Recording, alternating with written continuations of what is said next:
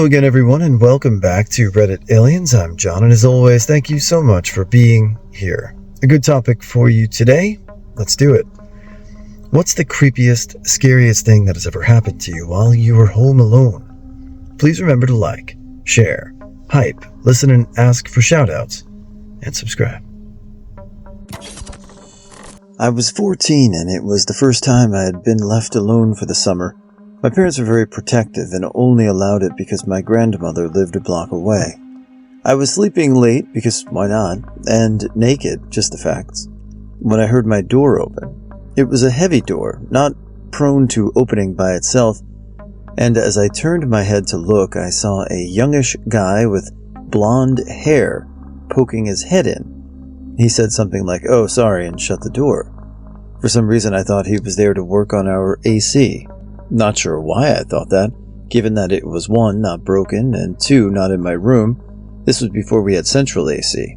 Our largest unit was in the kitchen. I picked up the telephone and called my grandmother to ask who was in the house.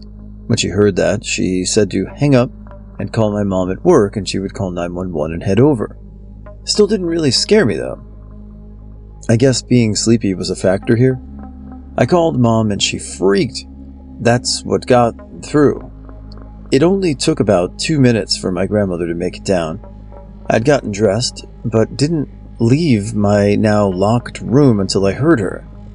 Cops got there a few minutes later. I can't remember what the guy took, other than a couple of knives of my dad's, literally razor sharp. He had broken one of our picture windows and very kindly left both full handprints on the glass that he carefully removed and set on our boat so it didn't get shards everywhere. Cops took a statement, description, and told me how lucky I was not to have panicked. We got the window replaced and I had to go to my grandmother's house when I got up, or she had to come to my house for the remainder of the week. Why a week? Well, this is where it gets scary. The guy had apparently just gotten out of jail, lived in the area, and was a known thief. Word got back to the brother he was lying with, and he got the kicked out of him by said brother for doing it again. Cops couldn't find him after that because he took off. A few days later, my grandmother and I were sitting at her house, and she decided to call my elderly neighbor to check on her. No answer. We walked down after calling another neighbor who said she hadn't been able to reach her either. After no answer at her front door, my grandmother sent me to the back, no fence, and as I rounded the corner I found her. She was in her nightgown, crawling and reaching a hand out, and had nothing but pulp left of her face. I cannot remember it all other than that, and I'm very thankful for that. I must have screamed because I remember my grandmother running toward me. We, of course, called an ambulance and the police. My mom told me what happened after speaking with her at the hospital. The same guy that broke into my house had broken into hers. He beat her with her phone and her cane, broke her arms, fingers, most of the bones in her face, and she lost her eye. Left, I think. I think he thought he killed her. She was 82 and died a couple of days later. Seems he had a lot of anger to vent and knew she was an easy target. She was in her yard all the time, walked with a cane, and was the sweetest lady you would ever have the pleasure of knowing. I've tried to look it up in the papers since then, but can't find anything. Not sure it would be a good idea anyway. He, I think, got 99 years for it. I don't remember his name, but do remember hers, and will never forget her. I think of her often, and also think it could have been me instead of her, although it was done at night, and both my parents were home. I used to live in a classic Chicago bungalow from the 20s on the northwest side. Still have the house, but moved to Iowa. Anyway, years ago my partner was away on vacation for a couple of months, and although we usually rented out rooms to people, at this point the house happened to be totally unrented, and it was just me. I've never been afraid of the dark or prone to thinking anything was supernatural instead of just some weird coincidence or something. So this one evening, I get home from work at about 8, and it's the middle of winter, and it's been dark for hours. But I'm off the next day, so I decide to take a shower and head out to the bars for a couple. My room is in the front of the house on the lower garden level, and right above my headboard are the concrete stairs and front door. I've lived there for about 6 years at this point, and I'm super familiar with the sound of the mailman on the steps and people unlocking and opening the front door and coming in, and I could usually tell who it was from the sound. So I take a shower in the bathroom next to my room, head back into my room, and start getting dressed. As I'm pulling on socks, I hear footsteps on the concrete steps and, for sure, hear the door unlock and open. I know there's no one else who should be randomly coming in, as my partner is in South America, and the bedrooms upstairs are empty. So I grab the aluminum bat I keep next to my bed and slowly walk into the room that is under the living room upstairs. And I can definitely hear footsteps through the floor above me, clear as day, heading in the same direction toward the stairs and kitchen and back. All of a sudden, the footsteps stop right by the top of the stairs, so I rush up, ready to confront whoever it is, thinking maybe a former tenant made a copy of the keys and there's nobody there. I walked around and checked all the windows and doors, and everything is locked, and there's no way someone could run out of there without me hearing them. It's always baffled me, utterly. My friends and I were latchkey kids growing up. I was the oldest by 2 years, so I basically was a babysitter without realizing it. My buddy's mom was the kind of mom to spoil her son, single mother, so she just bought us all the video game stuff we wanted and just told us to keep the doors locked. We heard a weird scraping sound while playing Smash Bros. 64 in his room. We ducked down, grabbed his camcorder, and slowly started crawling from room to room and listening for anything weird. I had a bat, he had a bat, and another friend had the camcorder. I led because I was the oldest. The kid who lived there followed, and the third kid recorded in case something happened. When we passed an unused bedroom, the third kid poked the camera up and scanned the room, and we kept going. We eventually made our way around the house, making sure everything was locked, and decided to get his dogs all riled up and barking. We turned the radio onto the heavy rock station and made noises to make it seem like a lot of people were there, and then there actually were. Called the cops and waited. Cops came, cleared the area, and nothing was wrong. We reviewed the video the third kid had done to see if anything was weird. In the part of the house with the unused bedroom, the kid had caught straight up a dude staring right into the camera, wearing a black hoodie with the bottom of his face covered in a bandana or something. When we saw that, we ran outside to the area that the window was at and found the dirt on the sill was disturbed in the shape of handprints. It was terrifying as a 12-year-old to see that. I was home alone watching Hereditary, which was already scary enough with all the lights in the house switched off, and heard what sounded like peanuts dropping onto the floor in one of the bedrooms. 3 of them are separate toward the back of the house with laminate wood flooring, so I could clearly hear something drop onto them. I paused the movie and it stopped. Pressed play again. After a while, it would start again, dropping 2, then 1 again with the pause in between. Paused again, and it stopped again. Pressed play again, and started again after a while. After the third pause, it continued to drop bit by bit. I went to my room, which is right next to the TV room, to get my sword, lol. When I came out, the noise had stopped again. I went to all the rooms in that house, switching the lights on and searching for what could have been falling onto the laminate wood floors. Couldn't find anything, so went back to switching everything off and continued my movie.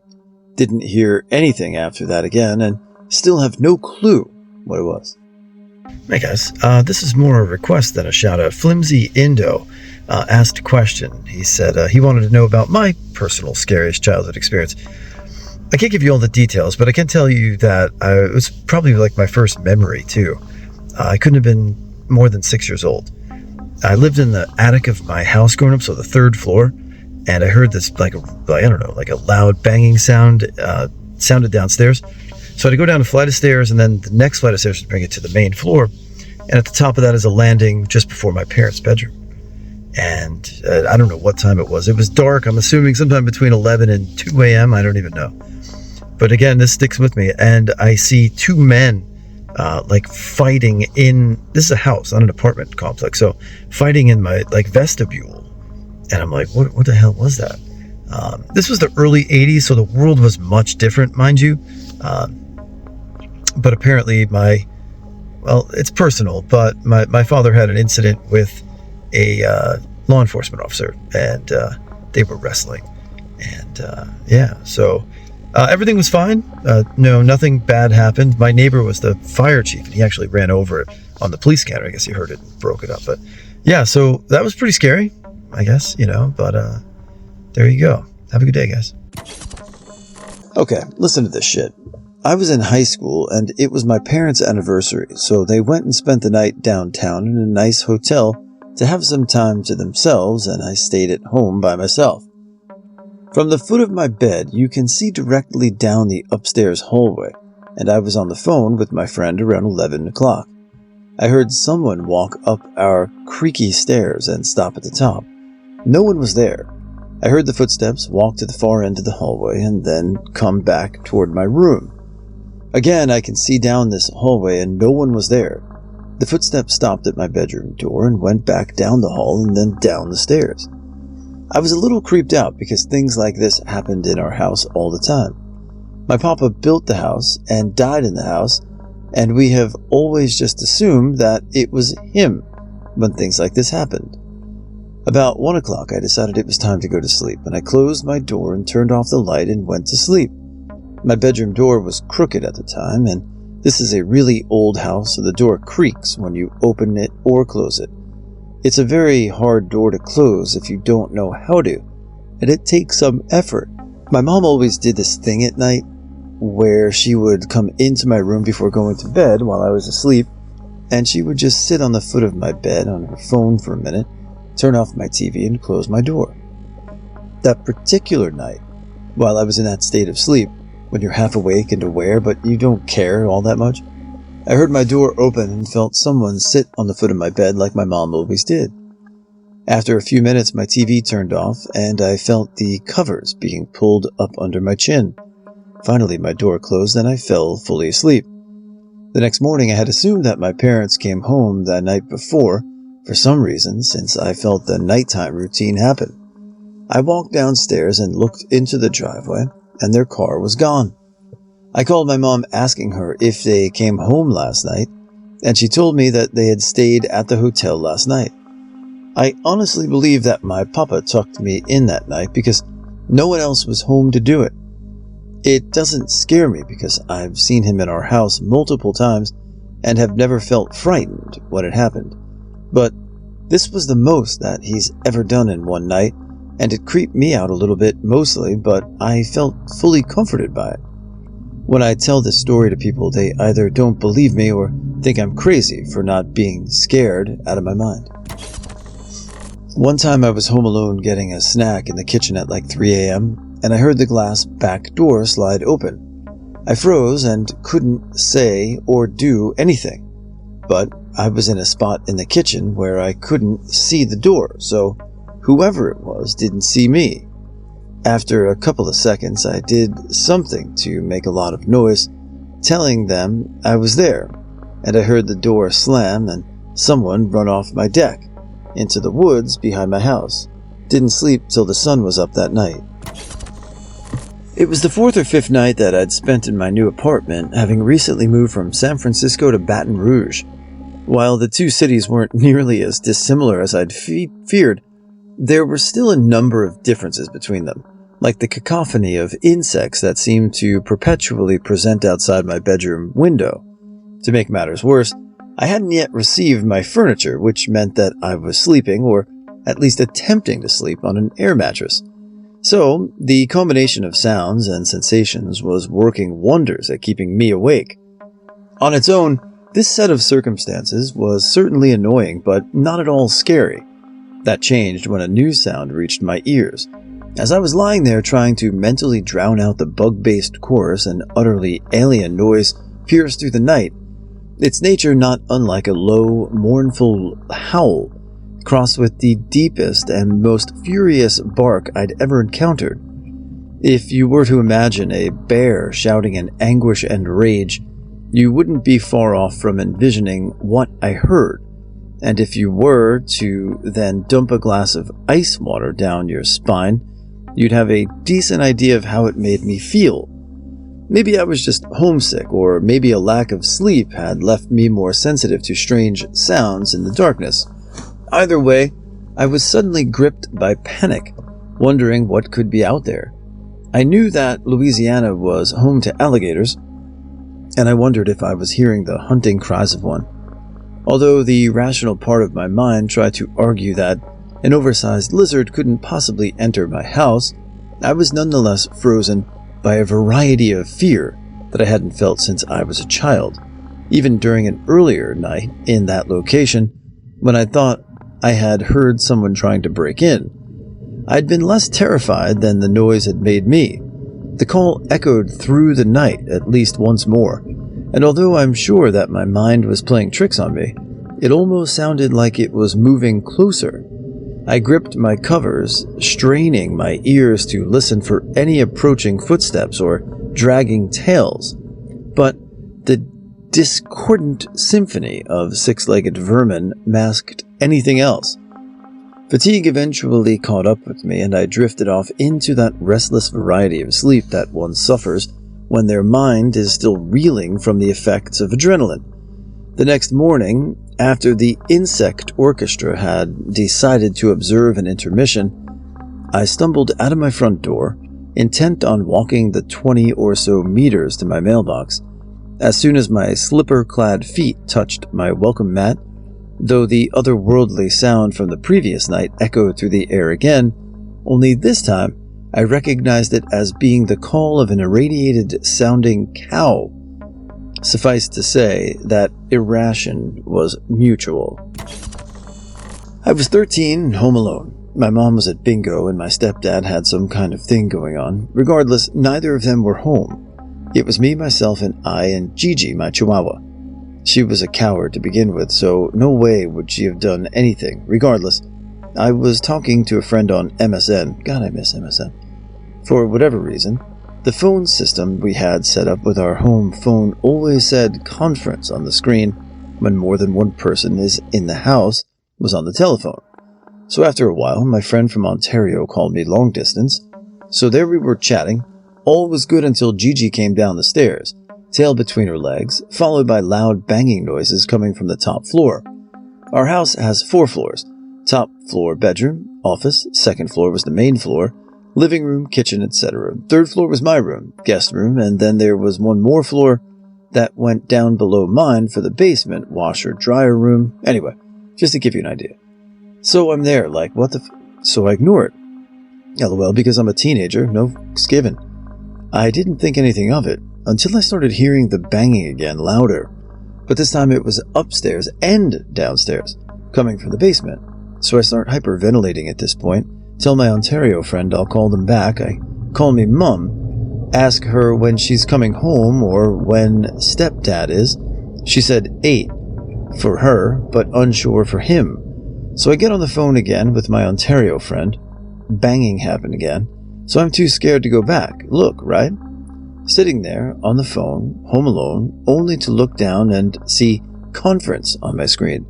I put the phone to my ear and hear the creepiest voice say, "Hello." I kid you not, it still haunts me. I threw the phone, screamed, and hid in my closet. Stepdad came home, heard me screaming from outside. He searched the house and called 911. Turned out someone was in our house, but stepdad came home in time. Creepy and lucky. I was 13, home alone, while my mom was out with her friends. This was around 2 years or so after my dad had passed, so she had just started trying to date and go out to do things again. It was still odd, her not being there, but it was getting better. Around 10 or so, I hear our door alarm chime. Our usual protocol was to yell down from upstairs, "Love you, Mom," or "Good night, Mom." I did this time and got no response. That alone made me think something was off. Maybe she was upset about something in the very least. I go downstairs and around the corner to check the garage. The feeling of fear I felt upon realizing her car wasn't there was something I hope to never feel again. Someone had come into my house, while my brothers were asleep upstairs. All I could hear at this point was my blood pumping. I turned and went into my mother's room and went straight to her closet. I grabbed the gun case as fast as I could and fumbled with my dad's Glock 17. Don't let this story make me look cool. I was shaking like a paint shaker in fear. There was a flashlight under the gun that I turned on. I left my mother's closest closet and scanned her bedroom. Behind the door, nothing. I checked the kitchen and upstairs, no one. I thought maybe, just maybe, this was all in my head. I go downstairs again and hear a noise near my mother's room. At that point I realized how fucking dumb I was. Why haven't I called 911? I call and frantically tell them the situation. Thankfully, they're close by and would be there in a few minutes. Every second felt like an hour.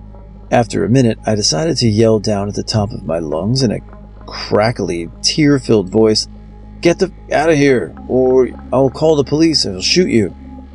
I hear the door from my mother's bedroom door slam, and someone run out of the garage door. I ran down and looked down the street as a man ran down the street and across someone's yard.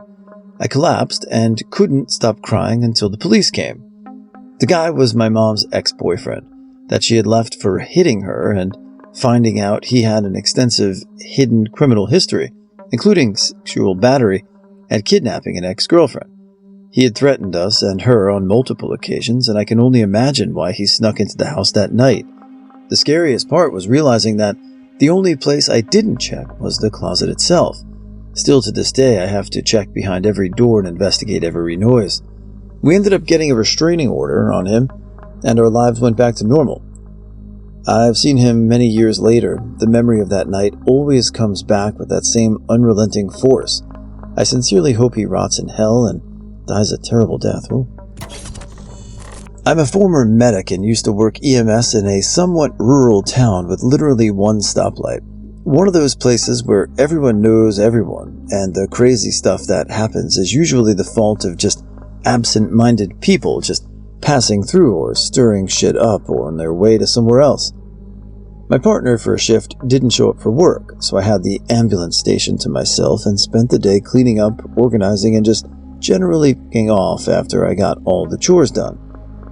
Fell asleep on a mattress in the big crew room because the two small side rooms that had beds in them were locked by the crew that usually worked out of that station. I think it was about 9 when I fell asleep, and I wasn't worried about having to go on any calls because an ambulance can't run with only one crew member. It's against the law. So I was feeling good about actually getting some decent sleep at work for once. 72-hour shifts suck. I'm not sure what time it happened, but a while later on during the night I snapped awake and found that I couldn't move. Additionally, there was someone standing in the doorway of the crew room, backlit by a streetlight outside and casting a very obvious shadow on the carpeted floor of the room. I couldn't move any part of my body but my eyes, but I could clearly see this person standing in the door and breathing in a very exaggerated manner, moving their shoulders way up and down while inhaling and exhaling, although they weren't making any noise with their respirators. The paralyzed feeling even extended to my voice, and I remember lying there looking side-eyed at this person in the door and doing my best to just scream as loud as I could. Nothing happened. And then, finally my voice freed up, and I just bellowed for about 10 seconds straight, and the figure in the door took an obvious step backwards, and then almost comically large step to the side, while still facing me. The side step was so large, I saw their upper body tilt, and they disappeared behind the wall to the side of the doorway. I still couldn't move, but I kept screaming. Apparently I was yelling so loudly that the sheriff's station 3 doors down the street heard it, and the last thing I remembered before I woke up the next morning was seeing a sheriff deputy patrol car shining a spotlight in the windows as I drove past the station. They never came to check the station though, and I fell asleep, I guess. When I woke up, I found the only door to the outside of the station locked, and the keys were safely in the drawer of the desk in the crew room. The only other key to the station was with the company owner, and he was in another state at the time. I didn't know about sleep paralysis then, but I sure do now. I got sent home early from my shift because of the incident, and I've refused to be alone in the station ever since. an explainable event, but my shadow person was so much more vividly detailed and behaved much more obviously than any other story I've read about sleep paralysis, and I'm still not totally convinced that my shadow person wasn't actually a real person who somehow got into the station in search of narcotics and realized it wasn't as empty as it seemed. Sleep paralysis. I was back at home from uni at my parents' house, and they were gone for the night. They lived in quite a big single-level house in a very rural area, so it's pitch black in all directions. I was brushing my teeth to go to bed when suddenly all the lights go out. No big deal, might just be a power cut. I reach for my phone to get someone on the end of the house, old converted barn, so one long corridor. I turn to look down the corridor, and then boom, I hear it again, but louder and more violent. It dawns on me that this sound like someone is trying to break down the big farm front door to get in, and I'm home with my girlfriend with no electricity. Then I remember that just a few months earlier, a group had broken into a house and tied up the family and threatened to torture them all for money. They get away and were never arrested, so to me it seems pretty logical that this is it. I tell my girlfriend to go and hide under my bed, and I grab my Swiss Army knife and some other heavy object and proceed to go slowly down the corridor, lunging into every room, knife first, along the way in case someone is in there, and so they can't go behind me down to my girlfriend. The banging gets louder and more frequent. I get closer. I figure it's fight or die in this time, but 100% shaking in my boots. I get to the kitchen, which connects to the front door, and while I'm right in the middle in the pitch black thud, it's right on top of me. Holy, I'm gonna die. Then I realize the sound is coming from inside the kitchen, but from every corner, and it sounds a bit artificial. It takes me a couple of minutes of cautiously glancing around the room to realize that the microwave light is on, and the time is flashing at 0000. The power has come back on, all the lights are still off, but the electronics are trying to restart, and our beefy old sound system is trying to crank up and popping the bass speaker each time before crashing again. I fix it, and then make up some heroic story, but end up just confessing to my girlfriend about what really happened. I wasn't a hero that night. I was about 17 or 18 at the time. My parents decided to go on a tour of Scotland, leaving me home alone for a good month. About 2 weeks into this bliss, I was lazing in bed one morning, trying to keep the sleep from coming when, out of nowhere, something licked my arse. After much flapping and shrieking, I managed to flail my way out of bed and find a random dog covering in the corner of my room. When the terror calmed down a bit, I realized it was the lovely old black lab that lived 5 houses around the corner. We had a quick apology and play before I got dressed and returned her to her owners, which had no idea she was even missing. When I was 16, my parents went away for 2 weeks on vacation. They left me alone, and I could not have been more happy. I was staying up all night, eating pizza and playing RPGs on the Super Nintendo. About a week into my Super Nintendo vacation, I was going to bed and headed to my kitchen to get some water.